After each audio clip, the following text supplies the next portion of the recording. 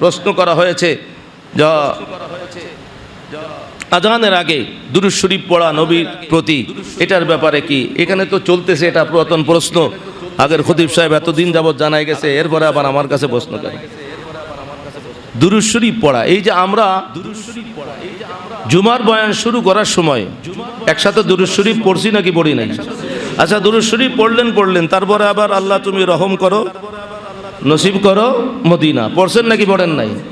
এখন কেউ যদি তালাশ করে দলিল, হুজুর এই যে আল্লাহ তুমি রহম করো, নসিব করো মদিনা, এটা সাহাবায়ে কেরাম কোন জায়গায় বলছিলেন, এটা খুঁজে পাবেন নাকি আপনারা? মদিনা মুনাওয়ারায় আল্লাহ নবী রহমাতুল্লিল আলামিন বলেছেন, চাইলে আল্লাহর কাছে চাইও আমার শহর মদিনায় মুনাওয়ারা নূরের শহরে মৃত্যুটা চাইও। বলেন না সুবহানাল্লাহ। মদিনা শরীফে থাকলে মদিনা শরীফের যত ফজিলত আছে, মদিনা শরীফে হাজির হলেই ফজিলত, গুনাহ মাফ হয়ে যায়, আল্লাহ রসুলের সুপারিশ নসিব হয়ে যায়। বলেন সুবহানাল্লাহ। এই জন্য আমরা ওই হাদিসের আলোকে আমরা আল্লাহর দরবারে আমাদের মাতৃজবান বাংলা ভাষায় আল্লাহর কাছে আরজি জানাই নবীর উপরে দুরূদ শরীফ পাঠ করতেছি। কথা বলেন ঠিক কিনা? এইভাবে দুরূদ শরীফ অনেক মসজিদের মধ্যে জুমার আলোচনার আগে দুরূদ শরীফ হয়, অনেক জায়গায় হয় না। এখন এই জুমার আগে যে দুরূদ শরীফ পড়লাম, সেটা আবার কয়েকদিন পরে আবার আরেক জুমায় প্রশ্ন দিয়েন, হুজুর জুমার বয়ান করার আগে কোরআন শরীফের আয়াত পড়ে ডাইরেক্ট অনুবাদ করেন, দুরূদ শরীফ কেন পড়েন? এটা আবার কিছুদিন পরে আবার দিয়েন। দুরূদ শরীফ পড়া কখন পড়তে হয়, কখন পড়া যায় না, যারা মুরব্বিনে কেরাম তারা তো জানেনই। বিশেষ কয়েকটি জায়গা, যেই জায়গায় দুরূদ শরীফ পড়া নিষিদ্ধ রয়েছে, এই কয়টা জায়গা ছাড়া সব সময় 24 আওয়ার্স আপনি চাইলেই আল্লাহ নবীর উপরে দুরূদ শরীফ পড়বেন।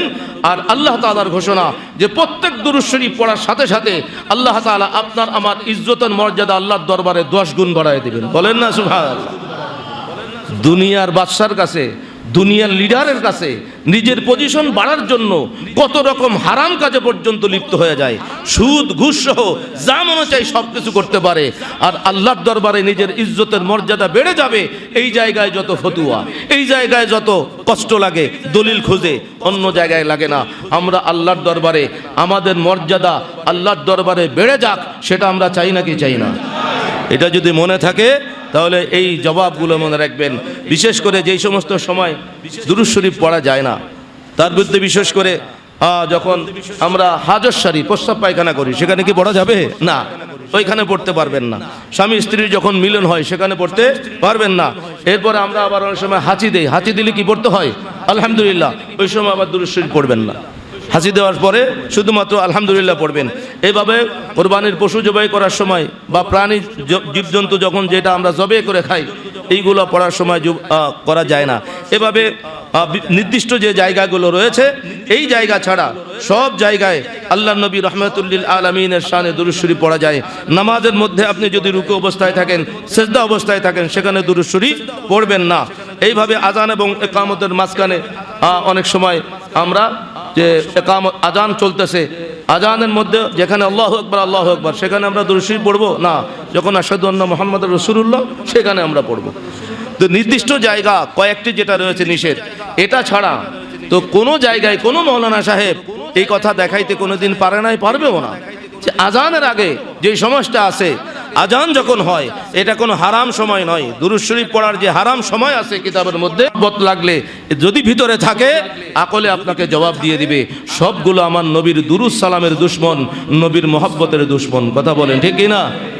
এই কথাগুলো এরা ছাড়া কেউ বলতে পারে না। সেই জন্য মনে রাখবেন, নবীজির দুরূদ শরীফ আপনি পড়বেন, আমি পড়বো, আমাদের ফায়দার জন্য। আমরা যদি নবীজির দুরূদ শরীফ না পড়ি, আমাদের নবীর কোনো কিছু আসবে যাবে নাকি? এমন আছে নাকি যে আমরা নবীজির দুরূদ শরীফ না পড়লে আল্লাহ রসুলের মর্যাদা কমে যাবে? নাউজুবিল্লাহ, এরকম আছে নাকি? আল্লাহ রসুলের মর্যাদা উপরে উঠাই দিয়েছেন আল্লাহ তাআলা এমনভাবে যে আল্লাহর সৃষ্টির সবার উপরে যার ইজ্জত এবং মর্যাদা, তিনি আমাদের নবী রহমাতুল্লিল আলামিন। পড়েন সুবহানাল্লাহ। আল্লাহ, তো আমরা দুরূদ শরীফ পড়বো আমাদের ফায়দার জন্য। আল্লাহ তাআলা যেন সবাইকে এইটুকুন হেদায়েতের বুঝ দান করেন। আপনি আমি বিপদ মুসিবতে পড়লে কত রকমের দোয়া দুরুদ আছে, পড়ি আমরা, আছে সেটাও, কিন্তু দুরূদ শরীফের উপরে কোনো বড় হাতিয়ার নাই। দুরূদ শরীফ পড়বেন, একদিকে গুনাহ মাফ হয়ে যায়, আর একদিকে আমলনামা নেকি শুধু লেখা হয়, আর একদিকে আল্লাহ তাআলা ইজ্জতের মর্যাদা বাড়ায় দেন, আর একদিকে আসমানের ফেরেশতারা আপনার জন্য আল্লাহর দরবারে দোয়া করে। বলেন না সুবহানাল্লাহ। আল্লাহু আযজা ওয়া জাল্লা আমাদের সবাইকে নবীর দুরূদ সালাম ওই হারাম সময় ব্যতীত সব সময় বেশি বেশি পড়ার মতো, জুমার দিনে জুমা রাত্রিতে বেশি বেশি পড়ার মতো আল্লাহ তাআলা সবাইকে হেদায়েতের বুঝ দিয়ে আমল করার তৌফিক দান করুন, আমিন।